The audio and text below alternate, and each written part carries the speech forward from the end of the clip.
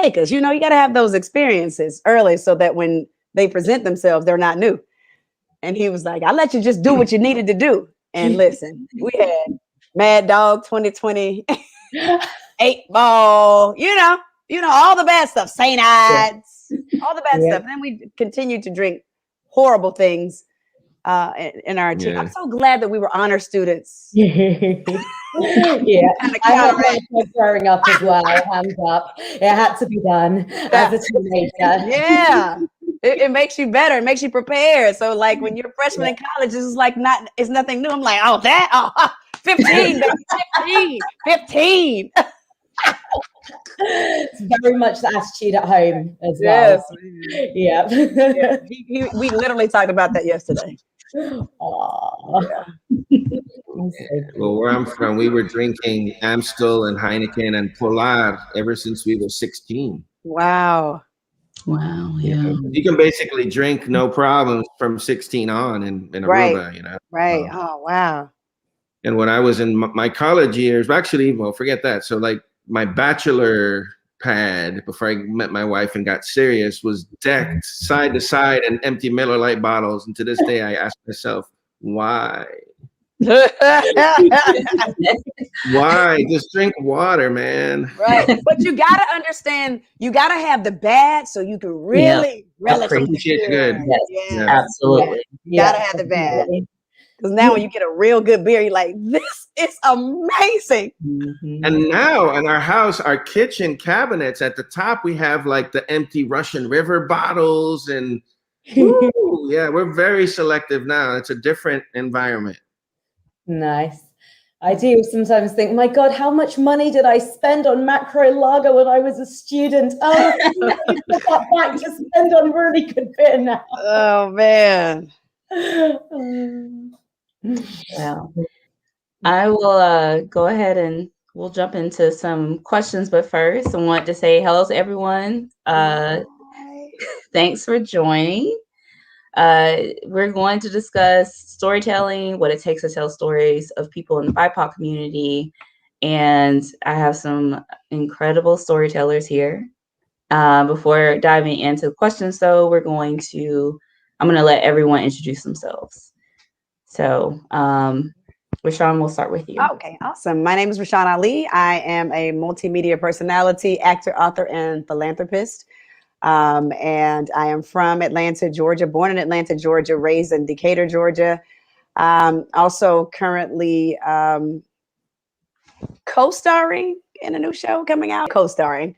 Well, yeah, I've got a nice role in a new show coming out on BET Plus called All the Queen's Men. I'm really excited about that. And I am in the process of creating my own show called The Rules of Wine. So it chronicles Black women who are just trying to figure out life and the difference between what the lives that they have been born into and the lives that they want to create for themselves. So I'm excited to be here and be a part of this amazing conversation. Awesome. Ravinia?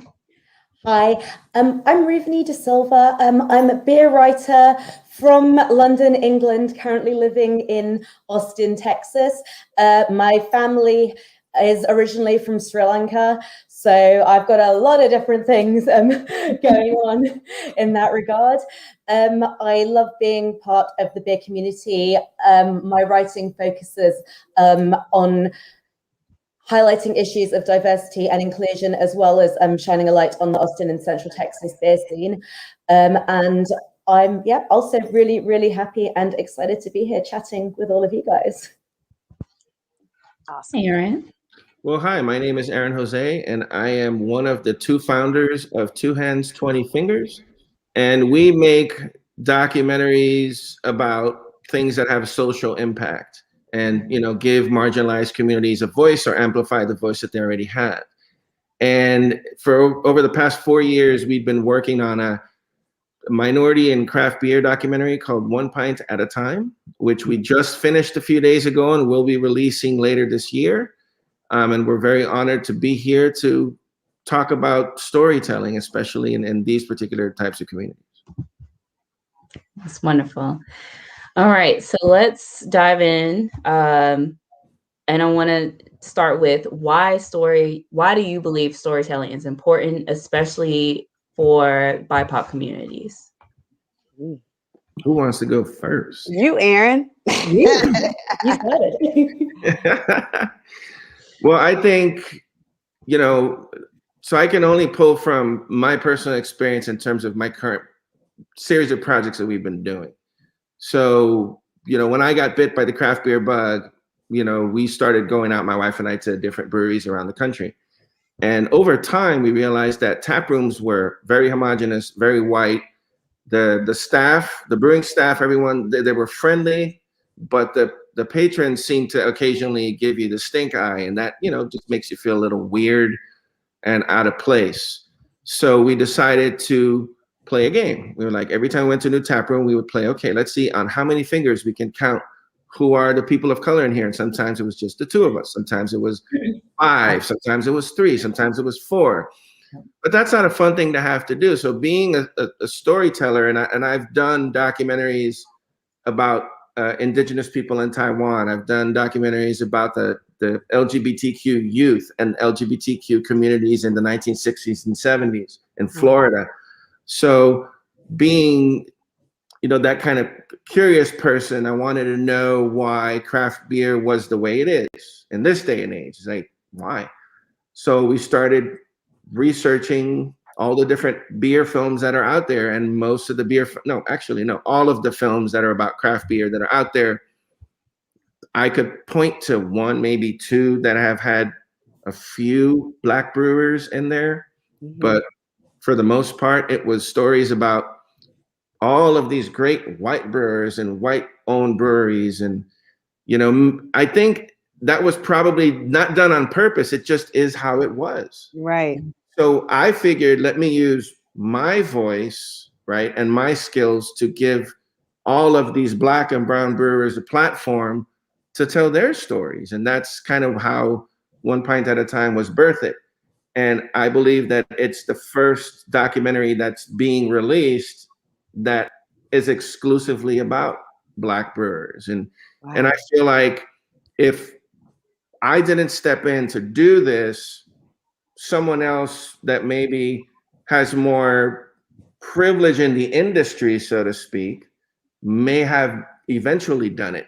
And especially now, because of the kind of like this resurgence of focus on everything Black because right. of Floyd and Breonna Taylor and all the things that happened since, I guarantee you there were a lot of more privileged content creators out there that were just looking for what can we do to help, be it for profiteering reasons, or they just felt guilty, or they felt like it was important. And that's the right angle. If you feel it's important and if you want to help, that's great. But I feel like we need to be telling our own stories because we need to be pushing. Now, I'm not personally African-American. I am kind of a mix of African and Indian and white and a little bit of, my dad is Afro-Caribbean and my mother is Puerto Rican. So, I'm a mix of I'm brown, right? I'm one of those brown people that loves beer. So I felt like I have a connection to the community to be able to tell this story. Mm-hmm. So that's why I wanted to do it. And that's why this project came to be. And I feel like if I didn't do it, there would be yet another white produced, white directed film about beer that's out there. And I didn't want that to be the case. Yeah. Well, I mean, I think, my angle is a little bit different in this space, being that I'm more on the media side, but I'm a byproduct of the visionary of this particular conference, Crafted for Action, and the Atlanta Beer Boutique, because Jen Price and her mission was to really expose Black women to beer, because we grow up in this life like wine cooler, back in the early days, wine coolers, and then you get your vodka and orange juice and all that kind of stuff. But Jen was always really about beer, obviously, because her father was really big. That's the first thing he did when he came home from work. And then as being a daddy's girl, he was like, well, get you a sip. And then she became enamored of the taste of beer. And so, as friends do, we've been, best friends since we were 14. And so, we start doing things early. And when she started to really appreciate beer, which was at an early age, but really trying to understand it more, I think she went on an internship to Colorado, and she was exposed to so many beers out there, but she brought that knowledge back to our core group of friends. And I think I probably was one of the first group of friends that kind of gravitated to what that was, what the beer life was, and the difference between, and no disrespect to any of the big brands, but the difference between that type of beer and like something that is smaller and like a little bit more paid attention to, and like, wow, I really can love this. And then exposing other women who always say, girl, I don't like beer. Oh, it's so nasty. And then they over there like, oh my God, I love this stout with this chocolate now. You know what I mean? So the exposure it's like one person at a time can help change the face of what the beer industry looks like. And we're seeing this with this conference. We're seeing this with just the movement in the beer space. So I think that it's very important for people like Aaron and Ruvani to really continue to share how it looks different. This is not a college white boy thing. It's that too, but it's so much bigger than that. And so it's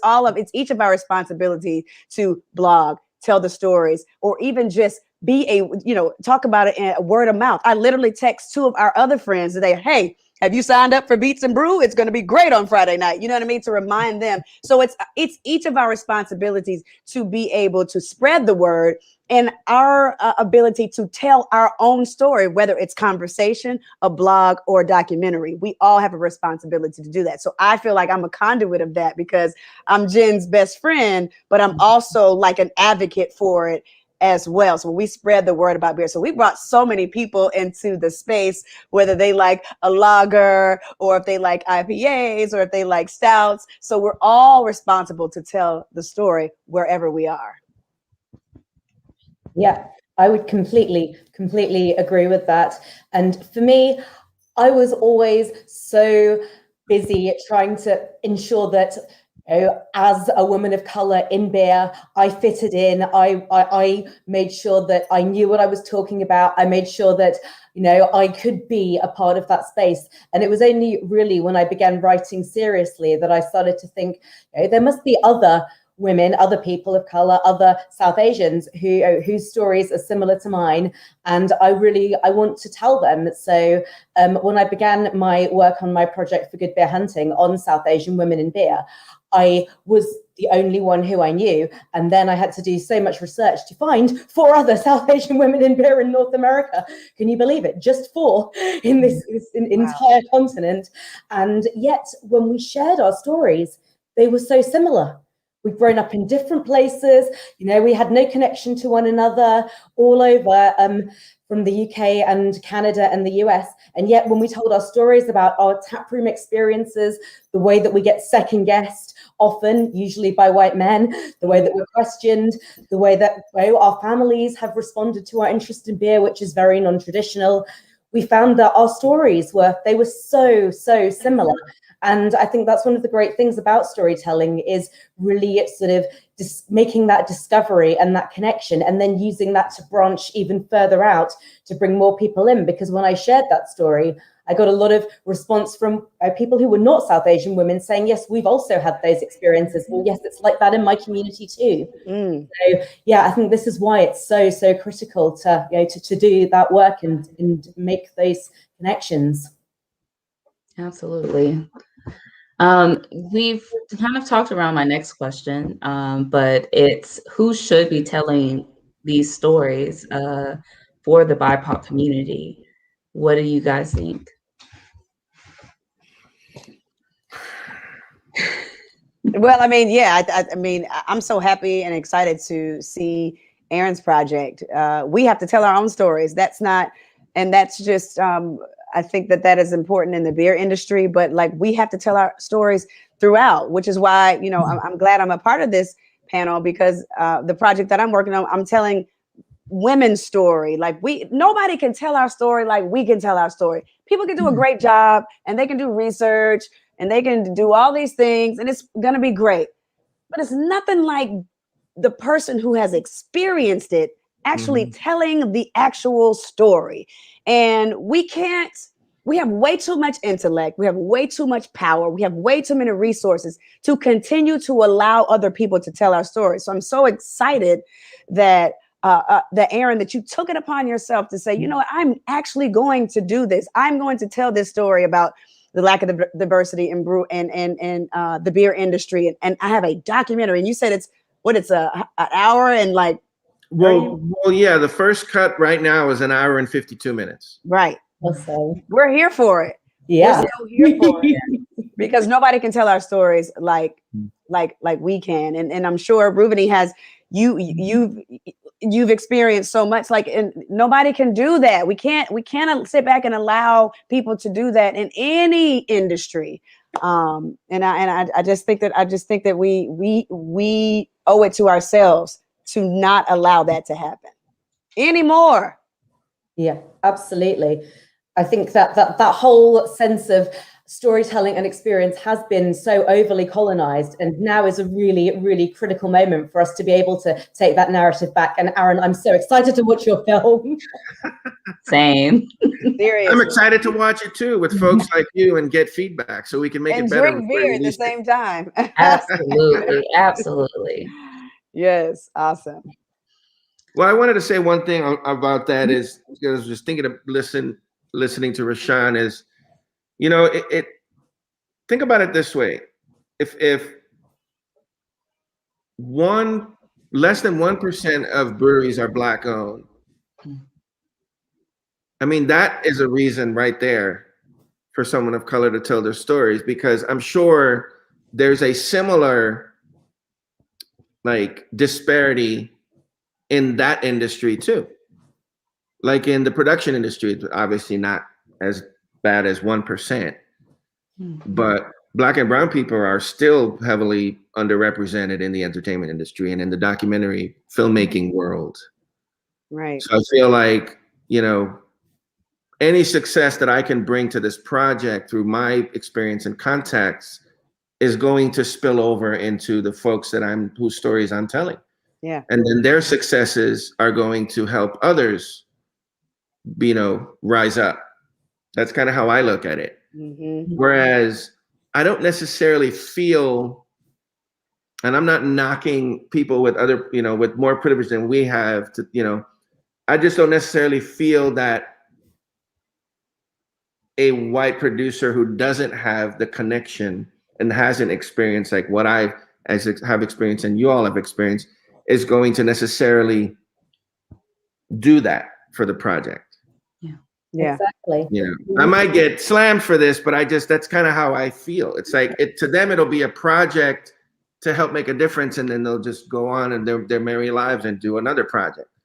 Whereas for me, my goal is for this to become more of like a series where I can tell more stories and go to the Native American community and tell their stories, and go to the Latinx community and tell their stories.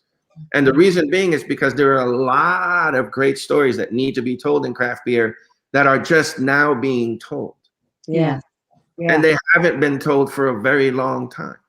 Yes. Right. Yeah. And I'm sick and tired of people saying, oh, I think it's great that African Americans are getting into beer now. It's like, well, if you knew your history, you'd know that We've been here.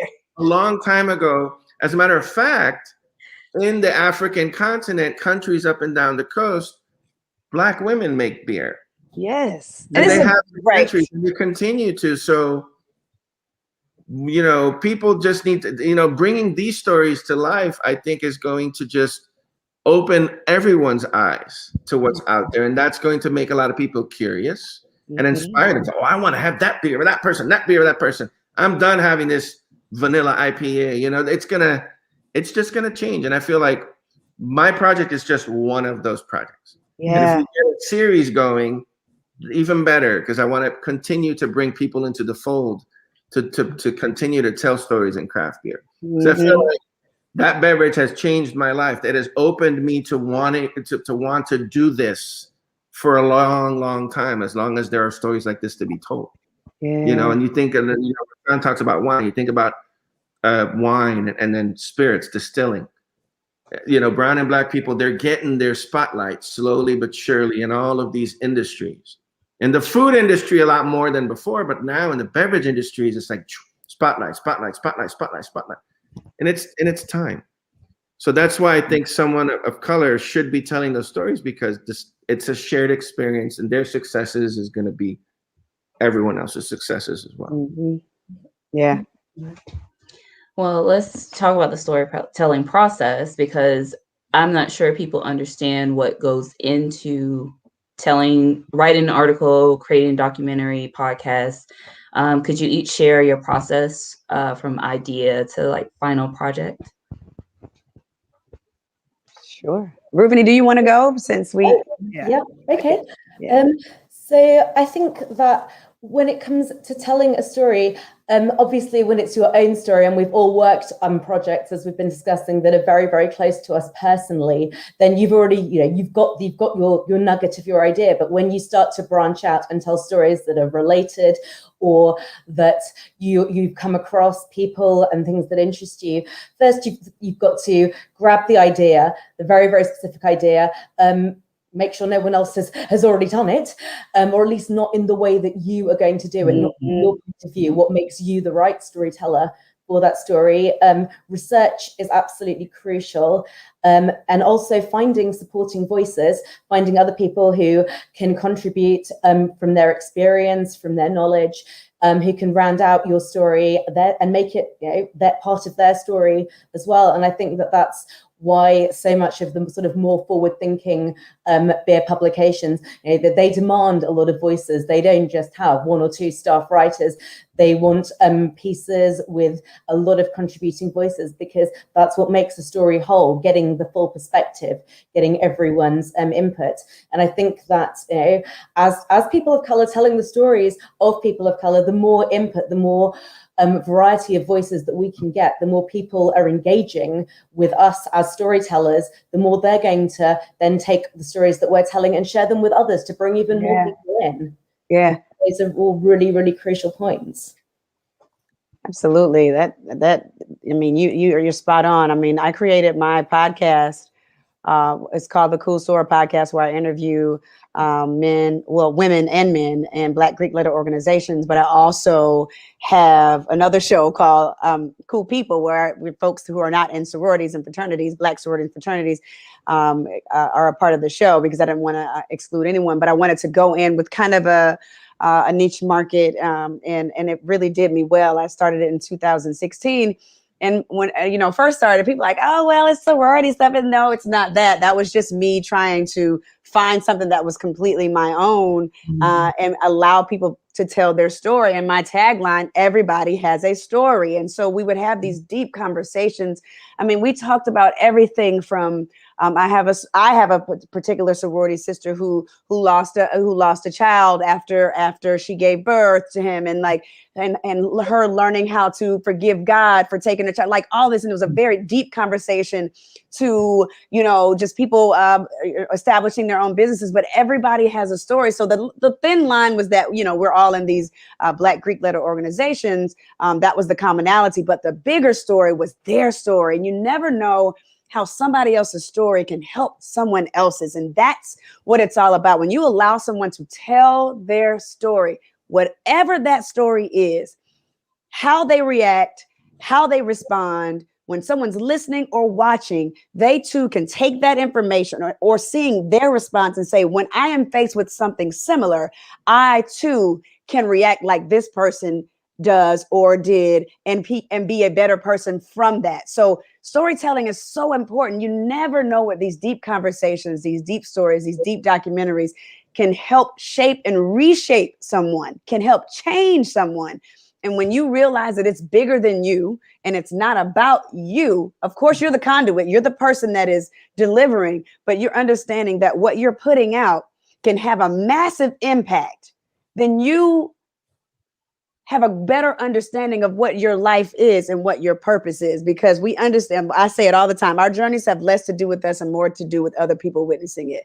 So your blog, your documentary, this conference, Stephanie, all the things that you're doing, someone is watching that we may never meet, We may never meet, and their lives can be completely changed by the obedience that has been placed on our lives that we decided to fulfill. So us as storytellers, we are brilliantly crafted, or we're brilliantly, no, I want to change that word.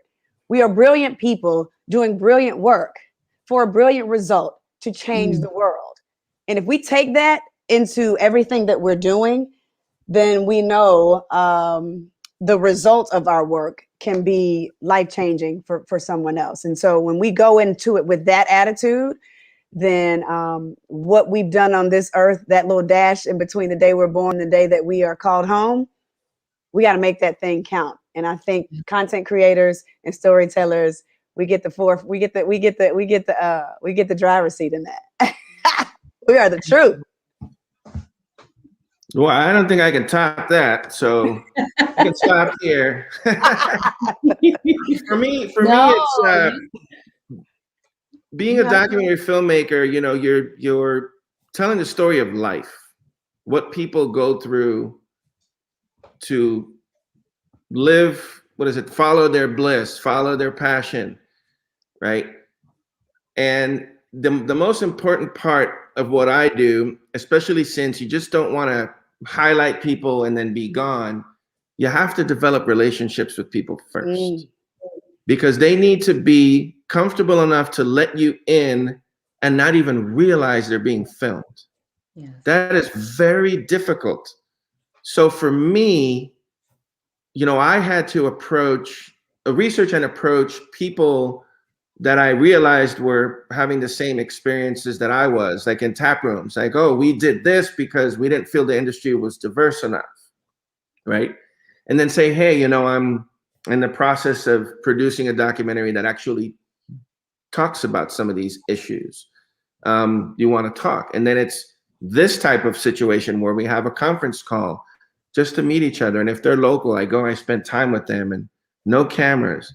And that takes time. That's why it took almost 4 years to make this project. It's because I'm developing relationships with people, and I'm not doing a promo video for them. So it's not like I'm just spending a few hours with them and they sit down, they talk, they tell their origin story, and then it's out.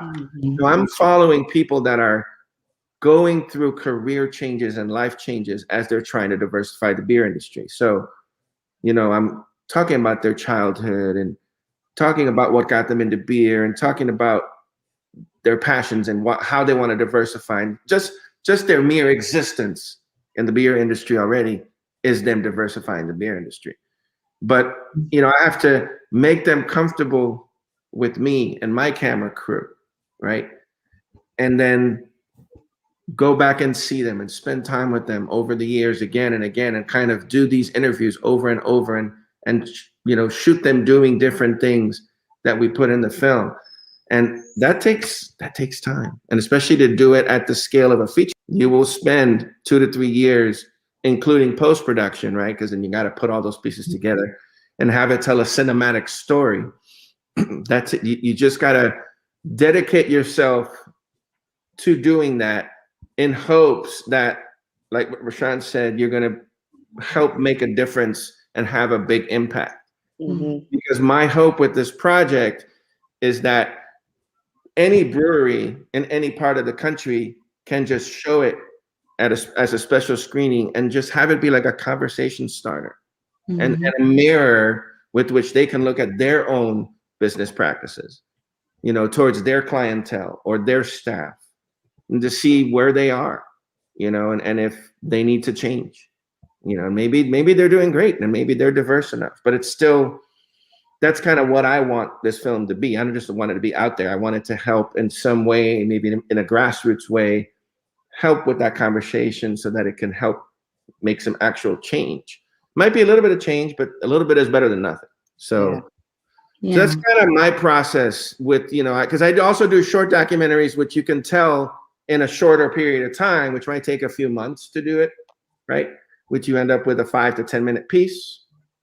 In the case of the one that I did about Fresh Fest, which I did 3 years ago, called The Fresh Perspective, I spent about a week documenting the festival and things that happened after the festival, and collected footage and collected other material too after the fact. But that was a 12-minute film.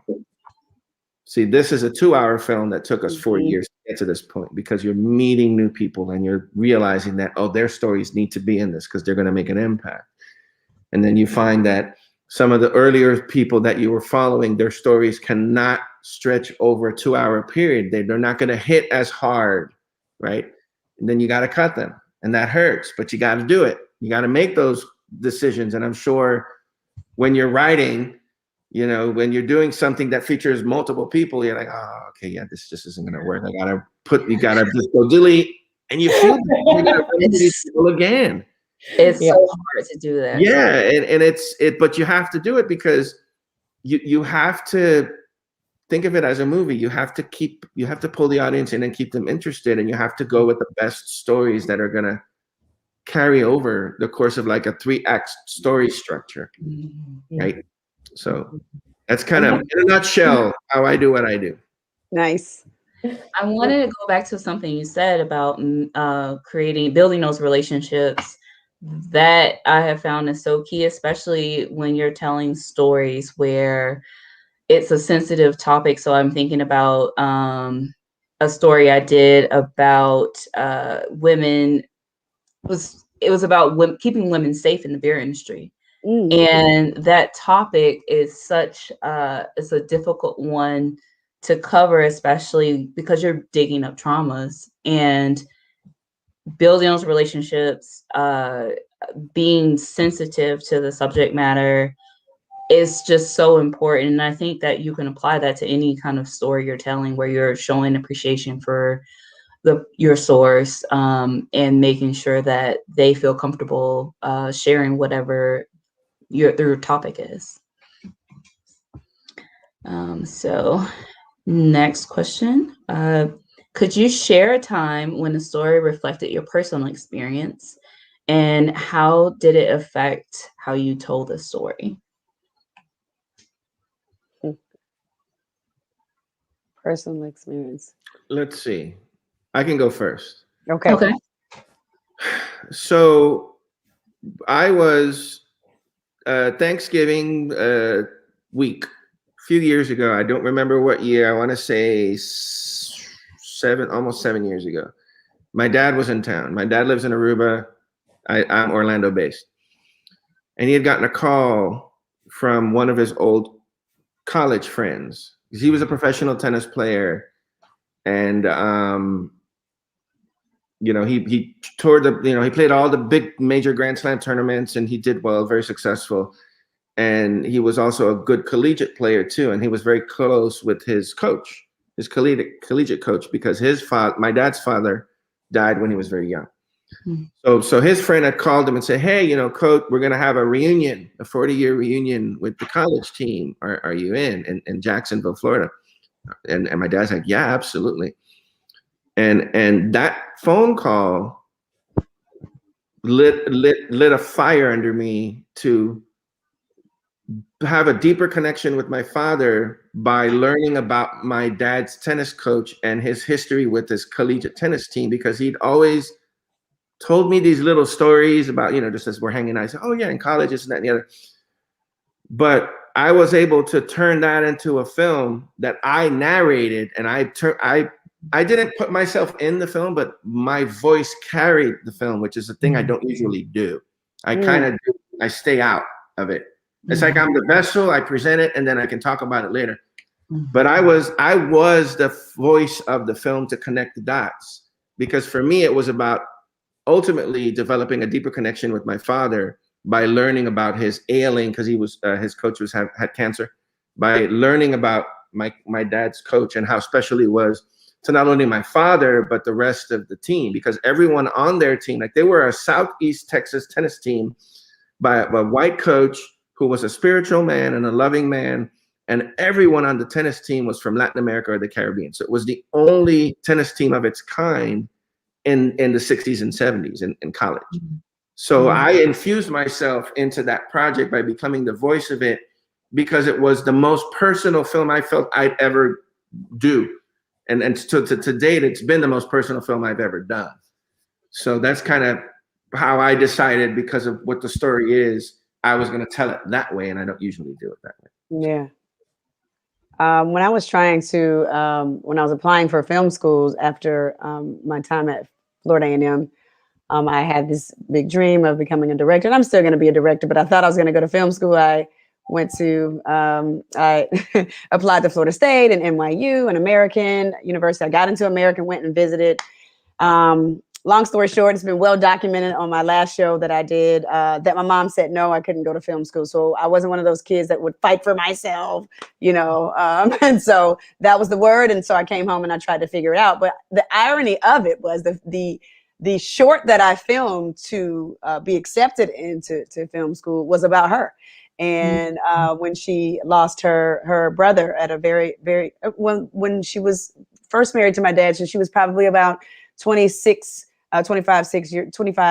years old. And so it's just the irony of her saying no, and the actual film that I shot was about her. So there was a lot of hurt there, but I was able to overcome that. But it was very personal to me, that story, because I wanted to tell her story.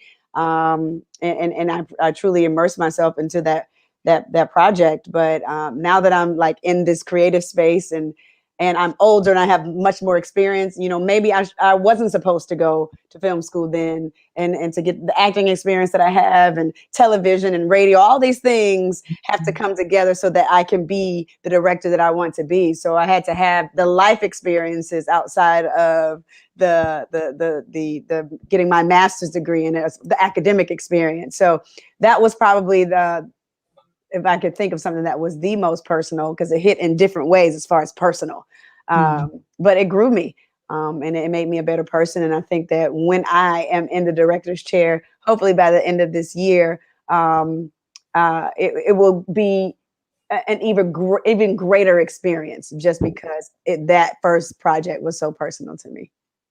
Yeah.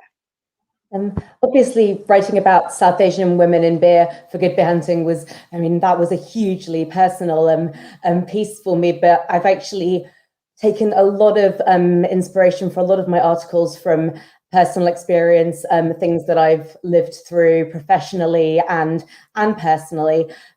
Most recently, I published a piece with the Burham Collective in the UK about beer and classism, which is a huge deal in the UK. Craft beer has a reputation for being very, very elitist. And there's been a bigger argument that's brewed recently around the release of craft beer into supermarkets, which I know for an American audience doesn't sound like a big deal at all. But in the UK, it's still a relatively new thing, and a lot of people are not very happy about it. And I, as someone who didn't grow up in a sort of very well-off or privileged environment, my first sort of introductions to craft beer came from being in America, going to the store, being able to buy it at an affordable price and in an accessible way. So the sort of gatekeeping element of that resonated with me very deeply. And I really it just spewed out of me this sort of rage that people felt that craft beer should be kept only for people with, a certain income and from a certain background. And I really sort of poured myself into that, and was really, really excited and happy to work with the Burham Collective, who really responded well to my feelings on the situation, and published it pretty much uncut, which was which was pretty cool. Also, a lot of my work for Beer is for Everyone. Again, I've been lucky to work with a great editor who's really been keen for me to bring my personal experiences on board. One particular piece I wrote was about the problem with the term Asian. How can you use one word to describe 48 million people? And how that can, in many ways, annul and delete parts of our identity, and force us to either have to speak up in ways that some people find threatening and aggressive, or force us to dumb ourselves down. And I think that's another really, really huge issue for anyone from any minority. We're so used to being lumped together and not being given our own identity. And I think that hopefully that's something that resonated with a lot of people beyond sort of just my experience. Yeah. I'm going to jump into we've gotten 2 questions so far I wanted to send us to discuss. So very recently, there has been a demand of diversifying the brewing industry. Do you think do you think there has been a substantial impact yet, or do we still have a ways to go? Ways to go. Yeah. Ways to go. Hi, Ravi. Great to see you. And yeah, ways to go. Definitely. Ways to go. Ways to go. I mean, the less than 1%, and we're in 2021.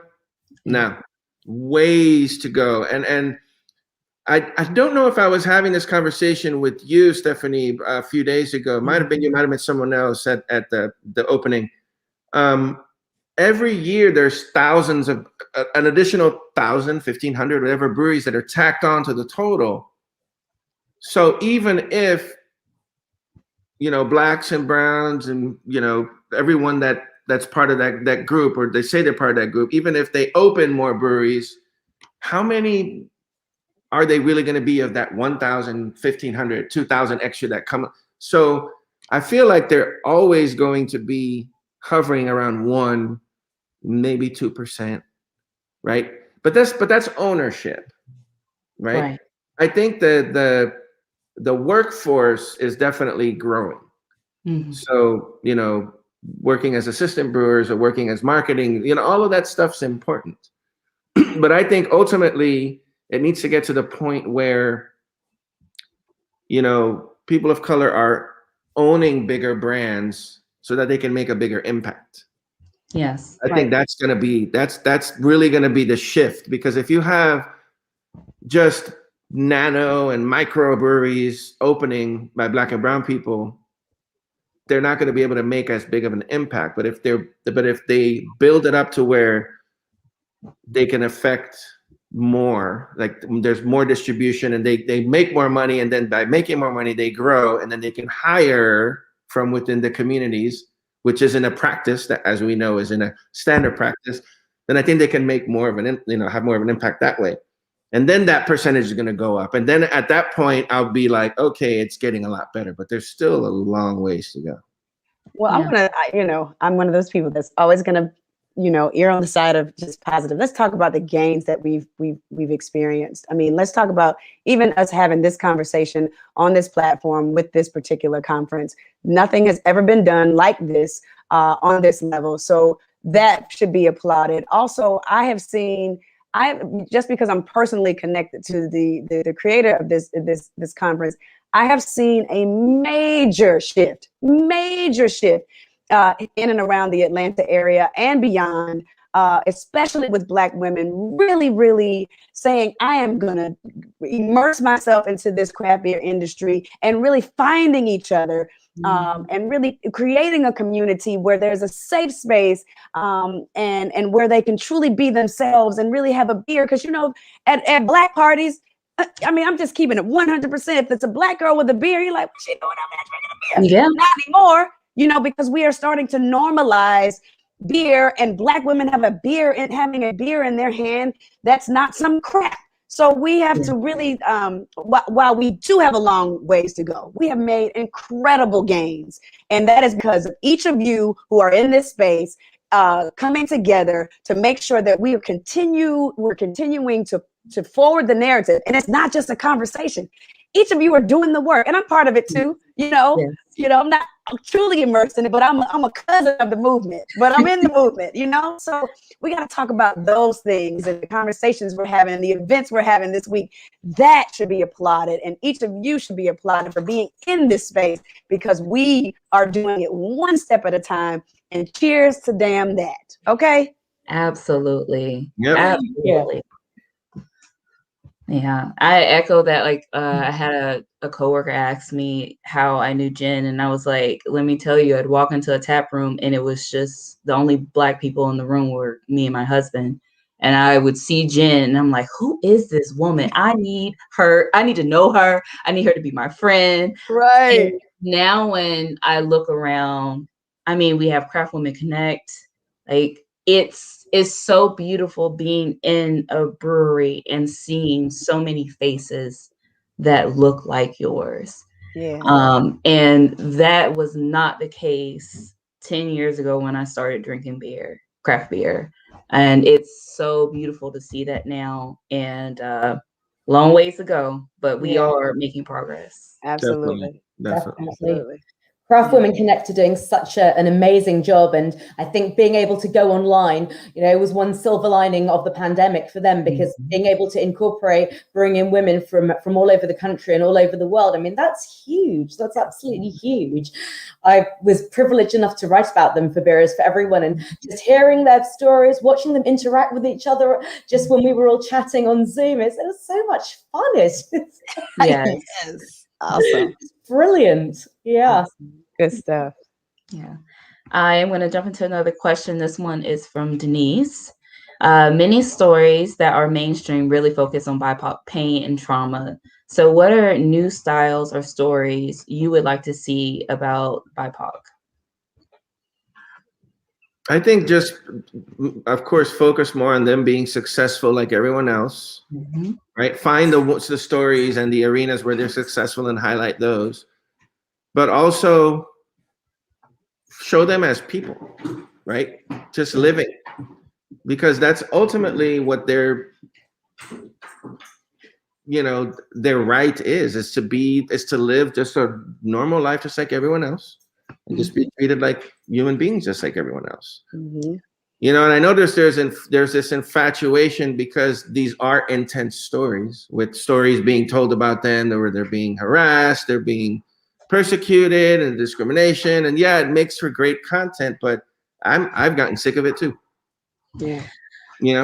Yeah. I mean, I think that conversations like these, but then people who dare to really tell our truth, and I as scared as I am about telling certain truths about who women desire to be, as opposed to what societal norms have shown them who they're supposed to be, because it's completely different from because I'm a part of the societal norm. So starting to share those stories is very scary, but there's so much truth in it, and I'm excited to do it, but also scared at the same time.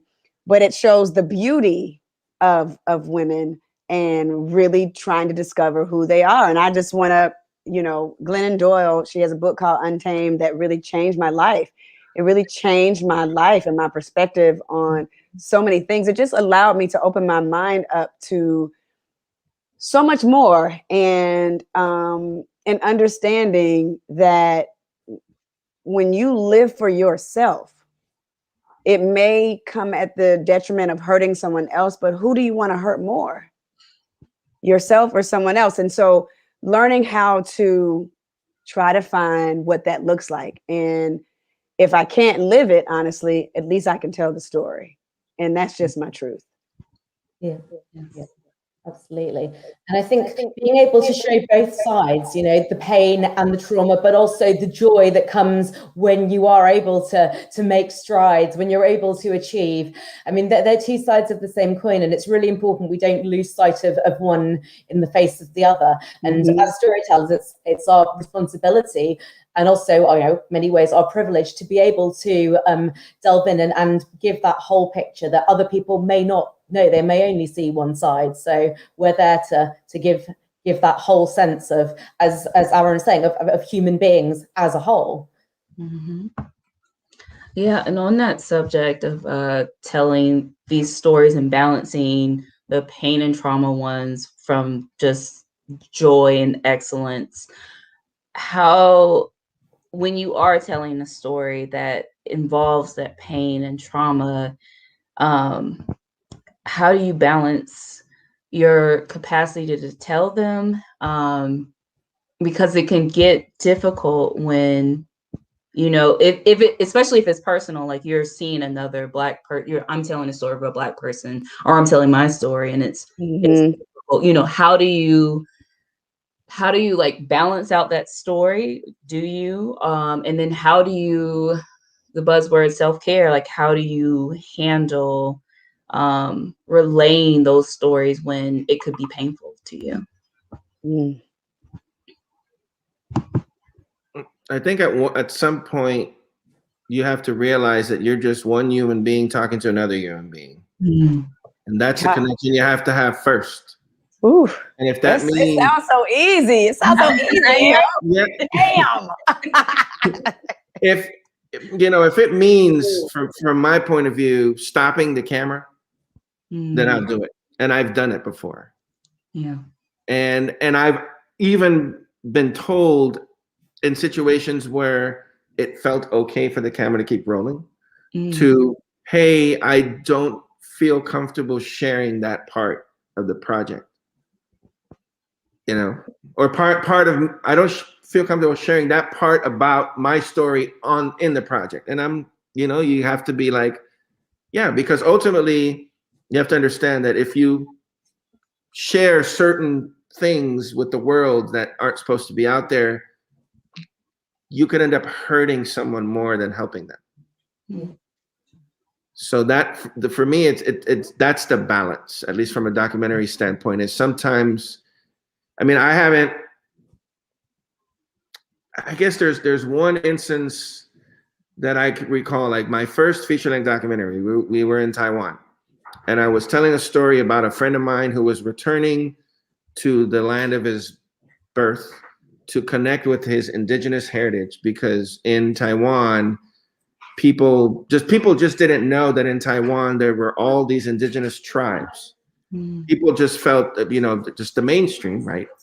People just felt that Taiwan was just connected to China. So there are only Chinese people in Taiwan. No, there's all these other cultures. So he was there to learn more about his indigenous roots. And during the filming, his wife's father got really sick. We were all there. We were there for 2 months filming with them. And they said, no, you know what? Film. Keep it in the movie.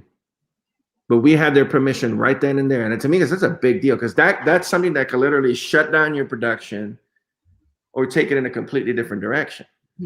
And it's, very traumatic to lose your father, right? And his wife, my friend's wife, said, look, we're Buddhist. We understand this was meant to be. Just keep it in the film. And we had their permission, and we kept it in the film. It was just one of those things where I was like, I'll stop. I'll stop. We'll take a break. We'll come back next week. We'll come on another trip. They're like, no, you're here on this journey with us. This is part of our journey. Keep going. Oh. Wow. So it ended up in the film.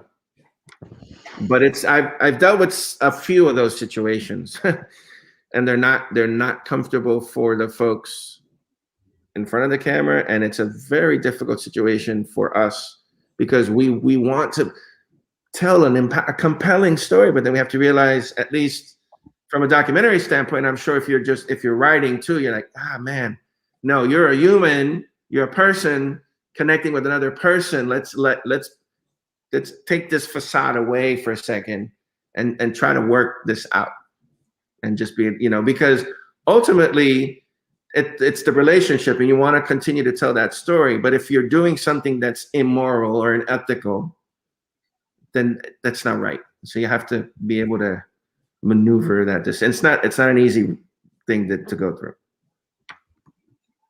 Definitely. I also think it's one of the reasons why it's so important that we have storytellers from within our own communities who are sensitive and can respond based on their own experiences, rather than putting the story first, as it were, and looking for sensationalist angles. And I think that when you've got lived experience to compare to the stories that you're telling, you have that much higher degree of sensitivity and also appropriateness to tell a story that's authentic without being exploitative. Good stuff. I don't have a comment on that one. Okay. We have another question. Great conversation. I think a lot about how BIPOC writers and storytellers can support each other, specifically telling stories in beer. How can we create community and ensure we all thrive? Well, that's kind of what we're doing now. Yeah. Yeah. And That's then- what I was gonna say, is because I wouldn't have met the three of you had it not been for what I was doing and what Jen is doing and coming together that way. It's this Absolutely. intersection, and this is a community, because this isn't the last time that we're gonna hear from each other. Absolutely. Certainly not the last time I'll be seeing the two of you. The two on the left of my screen, the one in Texas. Hopefully, we'll get to meet soon. We'll stay in touch. I'll make Yeah, it back this is to about creating Atlanta. community, because we all have to help each other, because we're working towards the same goal. Right.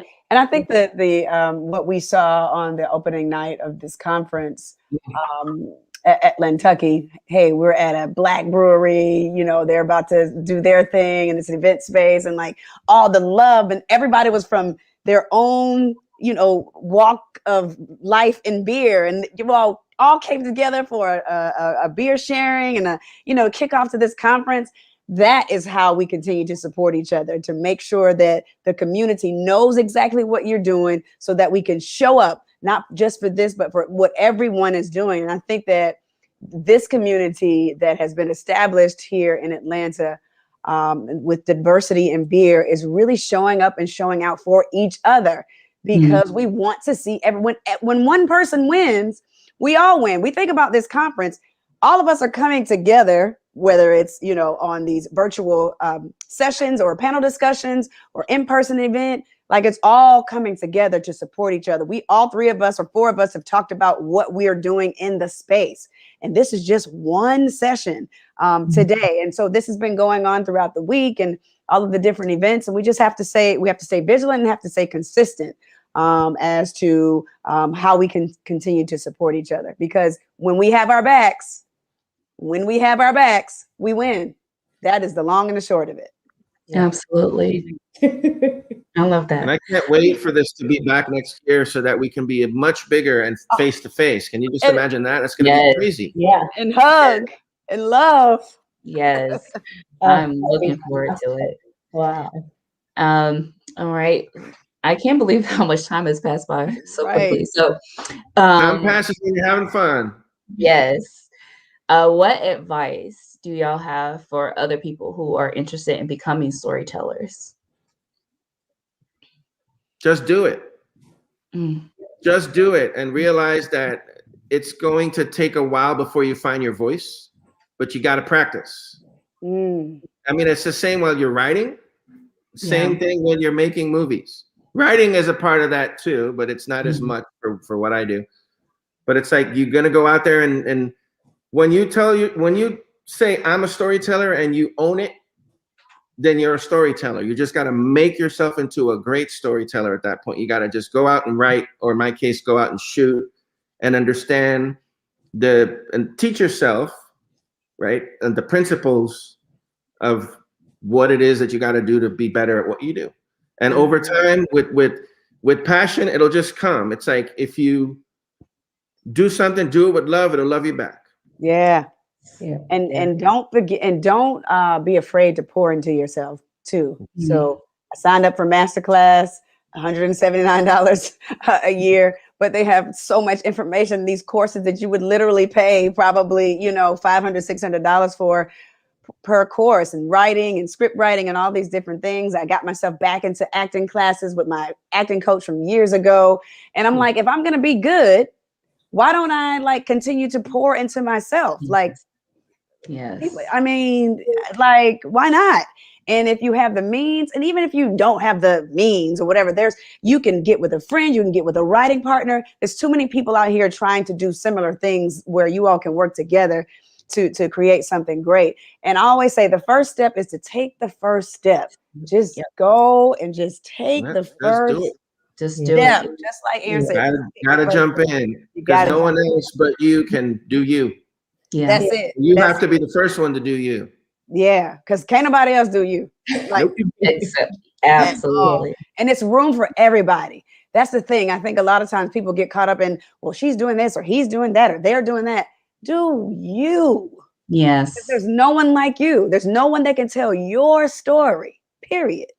And especially in what we're trying to do together, if we're all doing us, but all of the us's together is helping the greater cause. Yes. Exactly. And don't be afraid to reach out to this community, because it's a good place. It's a welcoming place. We all want to support each other. We all want to be doing events like this, building it up and making it as great as it possibly can be.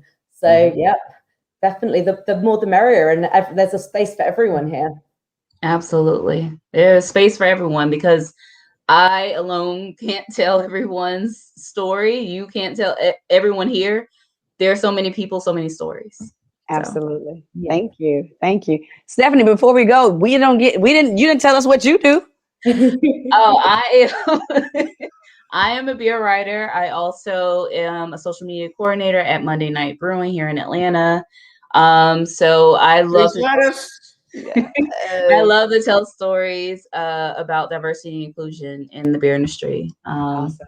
And I have some work also at Good Beer Hunting, if anyone wants to check that out. I don't have my handle on here, She Loves Craft. I have a portfolio if you go to my Instagram page, and you can check out my work. Awesome. Nice. Yeah, you got to show yourself off, sis. You're right. You've done some amazing articles. Yes. Such a joy to read. Thank you. Awesome. This was great. I appreciate it. It was. Thank you so much.